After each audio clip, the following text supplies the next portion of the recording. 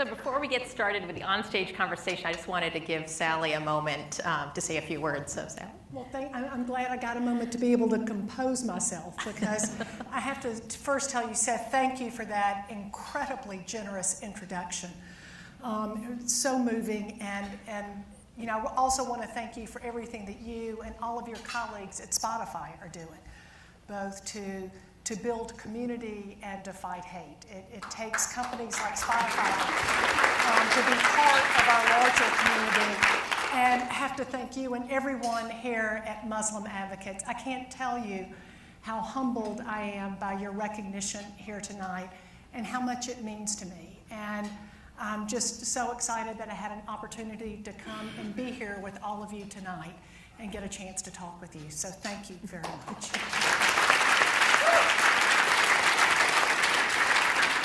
It's really our honor, Sally. What you did just means so much to not only the people in this room, but millions of people across the country.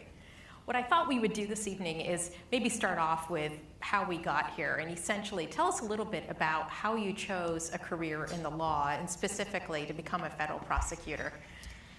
Well, I come from a long line of lawyers, actually. My father, both of my grandfathers, my cousins, uncles, even my grandmother, who actually was one of the earliest women admitted to the state bar in Georgia. This was way back at the time where you didn't have to go to law school. You could do something that's called reading law, studying under another lawyer, and she did that. And she passed the bar, but this was Georgia in the 1930s. So they weren't really hiring a lot of female lawyers back at that time. So she ended up actually being the secretary to my grandfather and later my father and his brother. And truth be told, she was smarter than all of them put together. And I have to think it must have driven her crazy to be typing their thoughts rather than her own. So it wasn't a terribly original career path for me to follow there. I did hold out for a couple of years after undergraduate. I thought, I don't want to be a lawyer, I don't want to be married to a lawyer, and I really don't even want a lot of lawyer friends. This was my way of rebelling, which sort of, that lasted a couple of years, and now I'm married to one, and we have a lot of lawyer friends. And I went to a big firm in Atlanta, and I actually had a really good experience there. I liked the people. The work was challenging, but as I'm sure a lot of lawyers here in this room who were doing such important work here with Muslim Advocates, I just didn't find it to be terribly satisfying.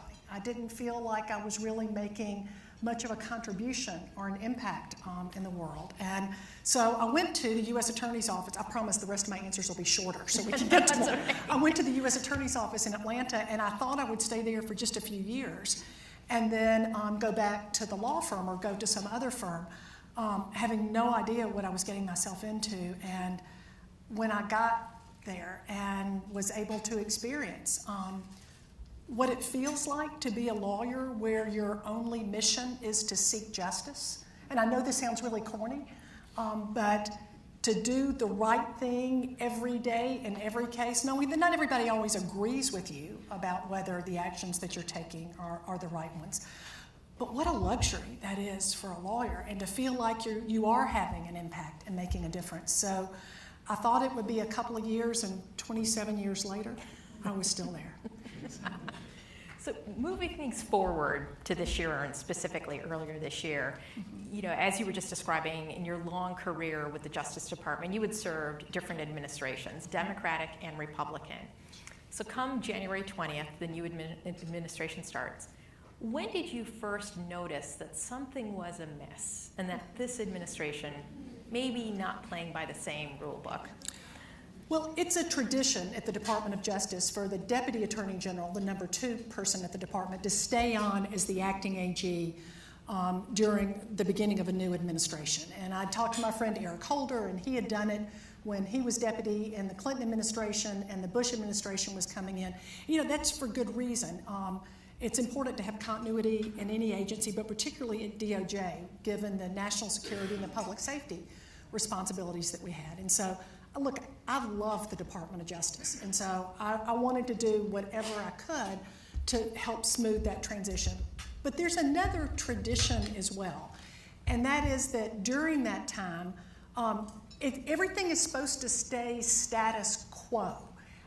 The history is that not much really happens during that transition time when you have an acting AG, and you keep everything, all the positions in the Obama administration from cases should stay the same, and likewise, I wouldn't go haul off and do new Obama era kind of policies, that everything is just on hold. It didn't exactly work out that way between the Mike Flynn situation in Russia that we were dealing with at that time, and then the travel ban that we learned about. So I do want to turn to the issue of the travel ban, which is on the minds of everyone in the room. Can you tell us a little bit about when and how you first learned about the Muslim ban executive order? Yeah, I remember it vividly. It was that Friday afternoon, the 27th, and I had just been at the White House on the Mike Flynn issue, and was in the car. I was going back to Atlanta. My home is in Atlanta, and my husband is there. And I was going back because he was going to be getting an award at an event the next night, so it was late Friday afternoon. And I'm in the car on the way to the airport, and my principal deputy called me. And I was able to keep one appointee with me. The rest of the appointees at this point are Trump administration appointees, and obviously the career people from the department. But my principal deputy, Matt, called me, and he said he had been on the New York Times website after I left.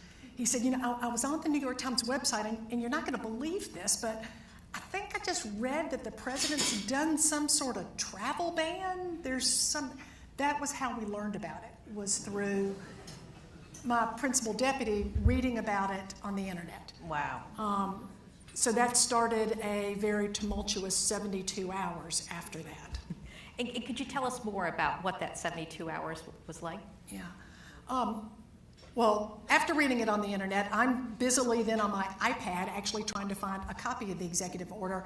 Matt's on the phone, as were our people in the different divisions at the department with the White House, trying to find out what it was the president had signed, what the parameters were, and what they were trying to accomplish. Because one of the things that was also disturbing about this is that it purported to have a national security rationale, but yet there had been no national security process. And when I say that, I mean normally if the president is going to take an action, ostensibly to further national security, he would confer with the national security agencies.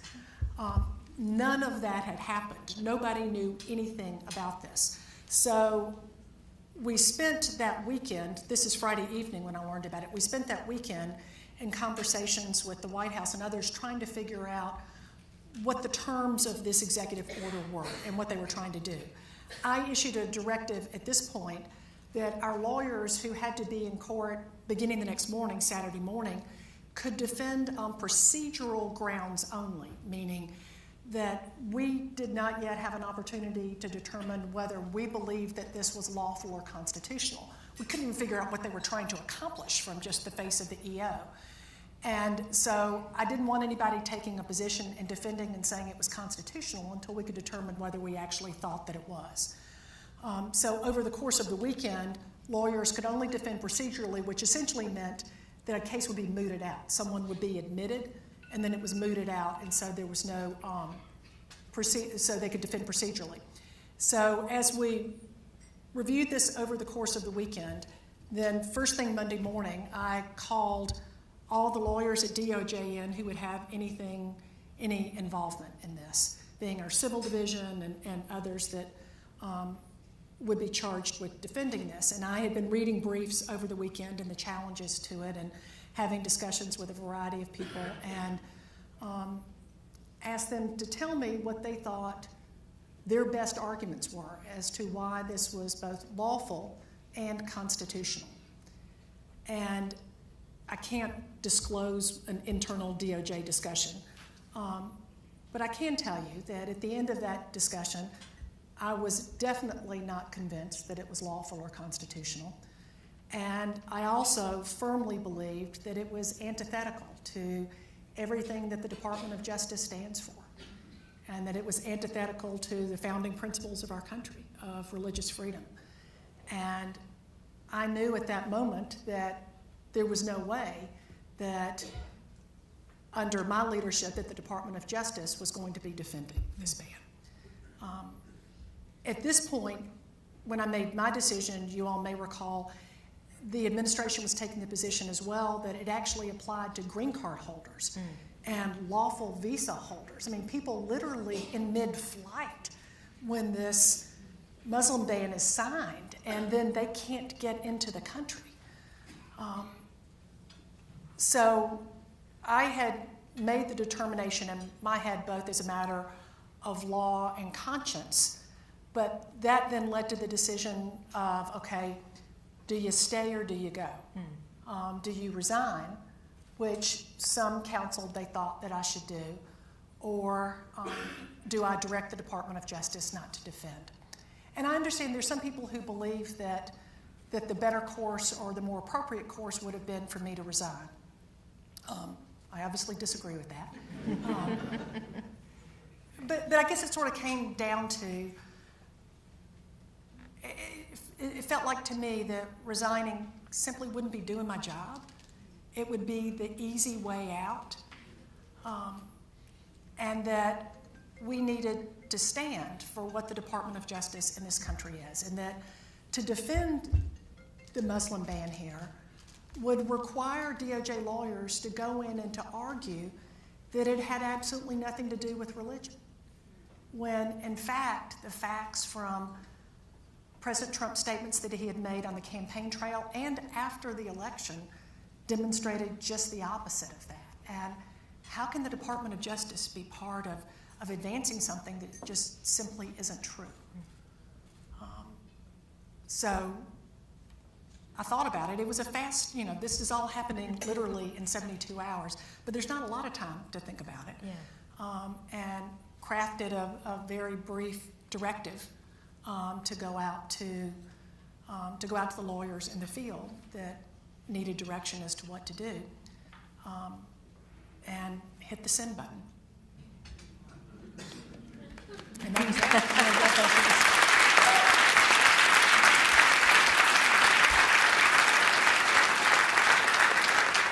I will say also, you mentioned the Jeff Sessions thing. I did also think about that confirmation hearing where he wasn't the only one that was asking me, and they were all over me on this, because there was a different executive action that they were unhappy with then and a different president they wanted me to say no to. But they kept pushing me on, if the president asks you to do something that's unlawful or unconstitutional, will you say no? More than one of them sought a commitment from me that I would say no. And I thought, they didn't ask me, will you resign if the president asks you to do something that's unlawful or unconstitutional? It's, will you say no? Yeah.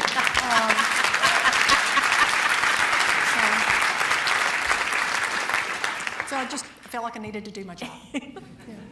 Going back to what you said about you just hit the send button, Sally, at that time that you made that decision and you hit the send button, did it cross your mind that you might be fired because of that decision? Sure.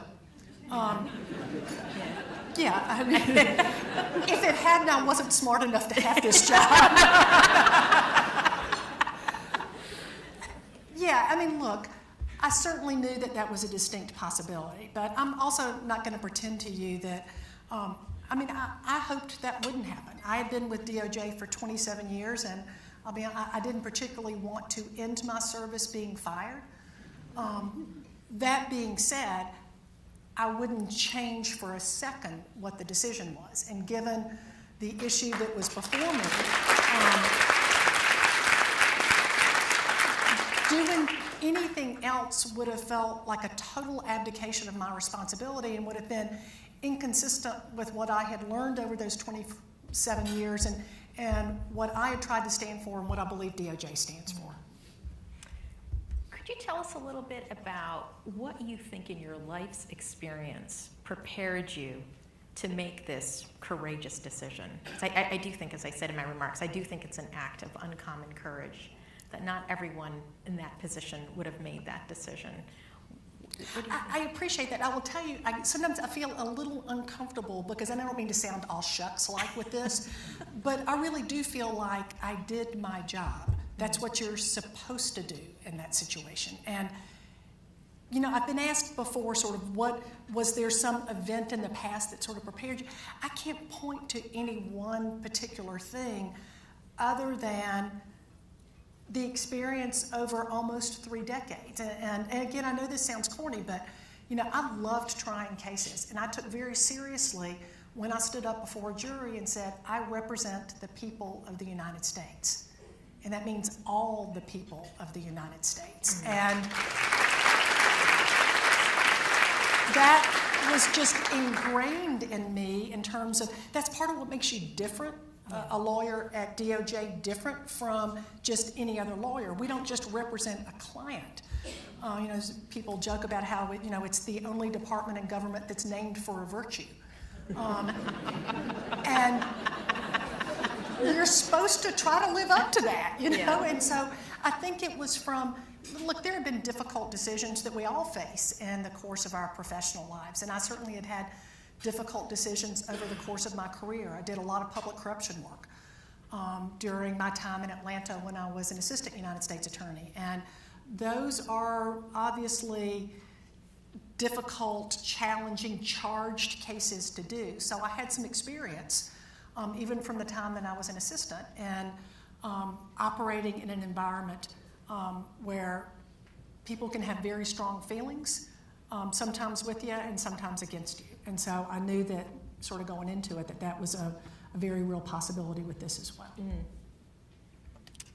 Other than the Muslim ban issue, are there other actions by this Justice Department that concern you today? How long do we have? No, look, first let me say one thing, is that, the vast majority of folks at the Department of Justice are career employees at DOJ. That's where the real work of the department is done by the career people. And you all should feel very, very good about the career people at DOJ that are there day in and day out seeking justice. I have complete confidence in them. I have some serious policy differences with this Justice Department. And though it's to be expected that there would be some policy differences. I guess I would sort of categorize it in what I call social justice issues. I'm concerned about a shift in emphasis in the Civil Rights Division and voting rights. I'm concerned about the shift in the position on criminal justice reform that I believe so strongly in and feel is absolutely essential. In prison reform work that we spent a lot of time on there, and it's not just that we invested a lot of time, but I think is really absolutely essential to both the fairness of our system and to the safety of our communities. The emphasis on immigration offenses there, and which to me, not only is it a diversion of resources that I believe will ultimately make us less safe, I think it also is disproportionate and not an appropriate use of or wise use of DOJ's resources. I mean, the list could go on in that.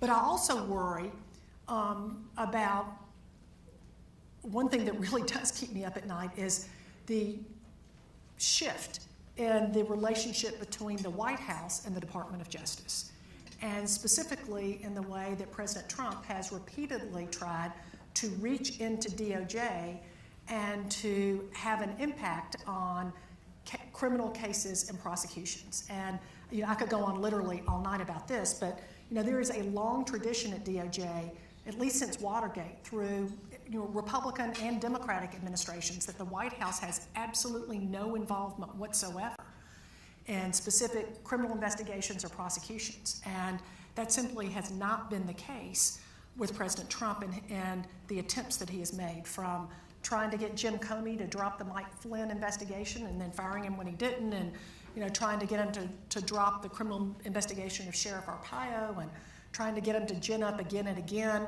a new investigation of his former rival. This is really dangerous stuff in my view.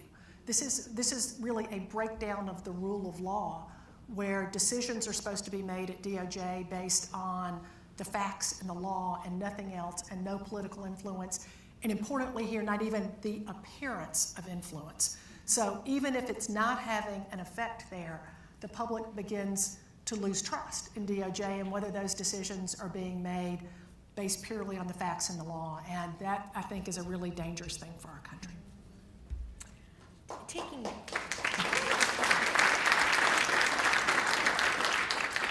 Taking the issue of criminal justice reform, when you were the Deputy Attorney General, you spearheaded an effort to promote implicit bias training by law enforcement agencies. Could you tell us a little bit about whether you think those efforts are working and what more is needed to really put an end and reduce police-involved killings of civilians?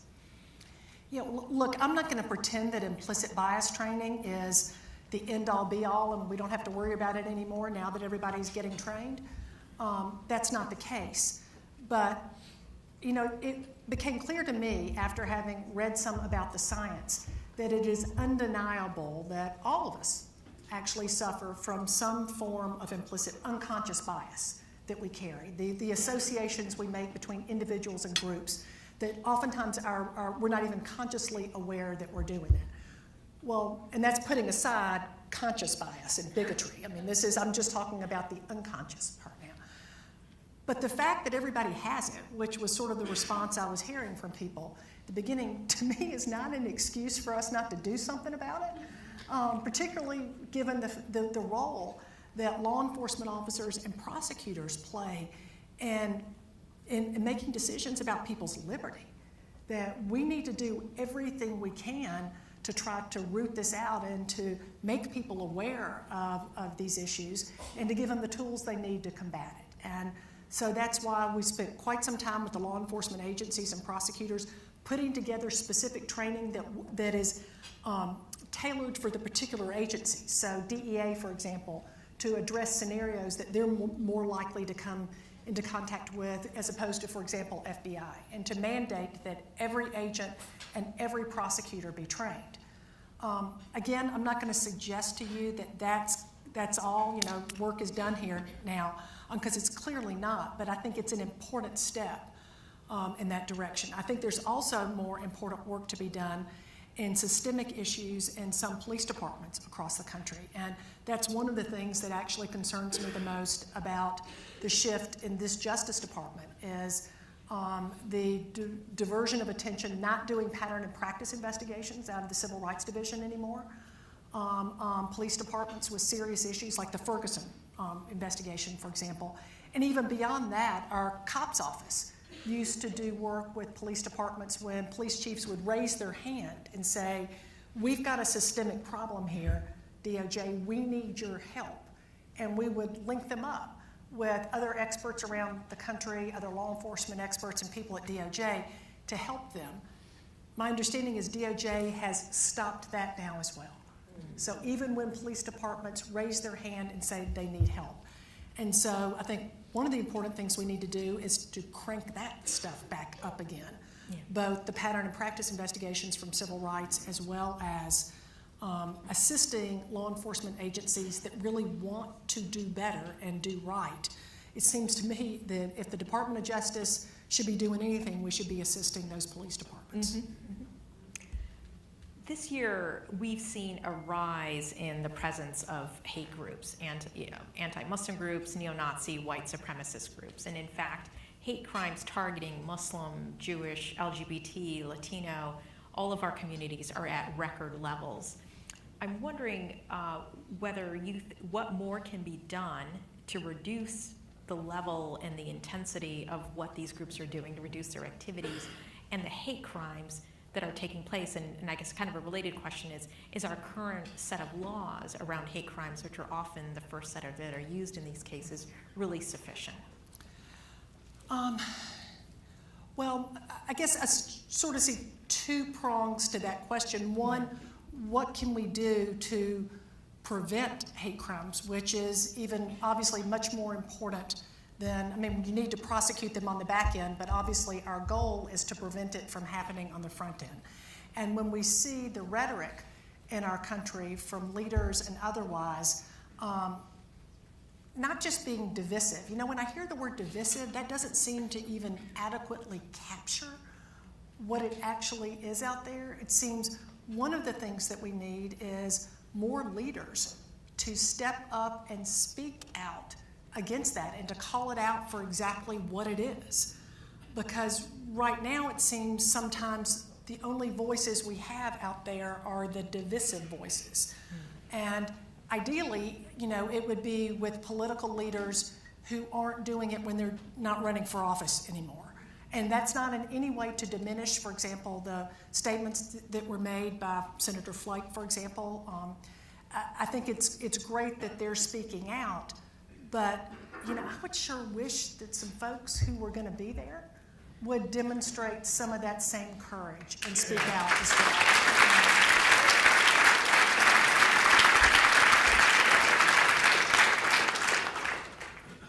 And I guess kind of the second part. Oh, the second part on the laws. Yeah. To give you a really thoughtful answer on that, I would need to look at it more. Most all of the states have hate crime laws now as well. They really vary from state to state in terms of what the teeth they have. And so oftentimes it's not an absence of available tools that we see. Sometimes it's the absence of a will to do the case, or sometimes the proof to be able to establish it. But I wouldn't want us to think that if we just come up with a new statute, that's going to mean that everything will be okay, because you got to have both of the other things there as well. Absolutely. You've given hope to millions of Americans, as we've discussed this evening, Sally. But at the same time, this has been a roller coaster of a year for Americans, from the Muslim ban to the raids and immigration enforcement actions against thousands of undocumented Americans, to the hate rally in Charlottesville and other places around the country. And so I'm wondering, what advice do you have for those of us in this room to kind of cope with this craziness and this stress? And what more do you think we can be doing to make sure that our country is going on the right track? Well, it has been, I know, an incredibly difficult year for all of us, but particularly for many of the folks here in this room. And I will tell you, if there's a silver lining out of any of this, and I was talking with some folks earlier tonight about this, it's that I've seen an engagement from people across this country that I have never seen before. I mean, you highlighted, for example, just the example of people flooding the airports after the first Muslim ban, and lawyers likewise streaming to the airports. I got a letter actually from a family, among many letters, which have just been incredible to see how people are plugged into issues. But this was from a young couple who had a little 2-year-old boy, and they had gone to the airport between travel ban 1 and 2 when people were coming back into the country. And they went there to welcome people to the airport. And their little boy was holding up this sign that was really bigger than he was. It was on a poster board, holding up this sign that said, "Refugees and immigrants welcome." And they wrote me that they went there because they wanted the people coming off of those planes to know who we really are here and what we stand for. And they wanted their little boy to grow up knowing that as well. I mean, that's just an example of one person, but all across this country, I see particularly young people. I'm at Georgetown Law School this semester, and so I spend a fair amount of time there and speaking at colleges and universities. They are plugged in, and not just observers, but feel more like participants now, and in deciding the direction of our country. And I think if there's something to grab hold on, it's that. It's that, it's not the president, it's not any one person that decides who we are in this country. That is decided by the people in this room and the people all across the country. And how we respond to those things is what really determines it. And as difficult and disheartening and sickening and painful as many things can be right now, seeing people get engaged and seeing people decide that we are going to define our country. We're going to define our principles and our values, and we're going to actually get out and do something about it. I mean, you see people participating, running for office, participating in things that never were before. I mean, you saw what happened last Tuesday. This is... So getting involved, speaking out, I think speaking to your elected representatives and making sure they know exactly how you feel about the direction of this country and where it should be going and what you expect of them in terms of their using their voice on this. I think those are all things that each and every one of us can do. Great. So my final question, Sally, is on a personal note, and that is, what are you doing now? And what's next for you? Will we see a senator or even President Yates in the future?